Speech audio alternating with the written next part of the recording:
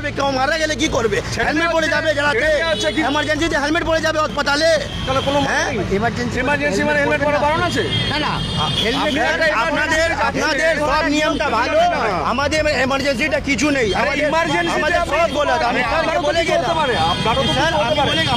আমি বলছি আপনারও তো কিছু হতে পারে, আপনি তাড়াহুড়ো করে যাচ্ছেন, আপনারও তো কিছু হতে পারে।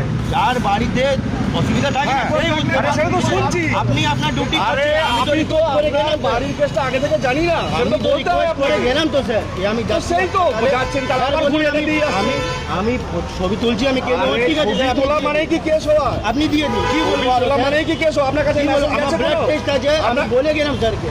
আপনি না ব্লাড টেস্ট কথাটা বন্ধ করুন, আপনাকে যেটা বলছি সেটা শুনুন। আপনি না বললে আমি কি বুঝতে পারবো আপনার কি অসুস্থ আছে বলে? স্যার বলে গেলাম, বলে গেছেন, হয়ে গেছে, এমার্জেন্সি আছে, ব্লাড টেস্ট আছে। চেঁচামেচি করে কিছু হয় না। সেই আমি স্লিপটা বলে গেছিলাম, আবার যাচ্ছি। সেটা আপনার ব্যাপার। আমি জানি আগের তুলনায় মানুষ অনেকটাই সচেতন হয়েছে, আরও সচেতন হওয়ার দরকার আছে। তো আমি বলবো মানুষকে সচেতন হন, সচেতন নাগরিকের মতো হেলমেট পরুন, নিজের সেফটিটা রাখুন, এবং আপনি যাকে বাইকে বসাচ্ছেন তারও হেলমেটের জরুরি আছে। নিজের সেফটিটাকে ফলো করুন। মুখ্যমন্ত্রীর এই আদেশকে কি বলবো? মুখ্যমন্ত্রী যে নিয়ে আমাদের মুখ্যমন্ত্রী আছেন, উনি যে আদেশ দিয়েছেন এটা খুবই একটা ভালো পদক্ষেপ নিয়েছেন।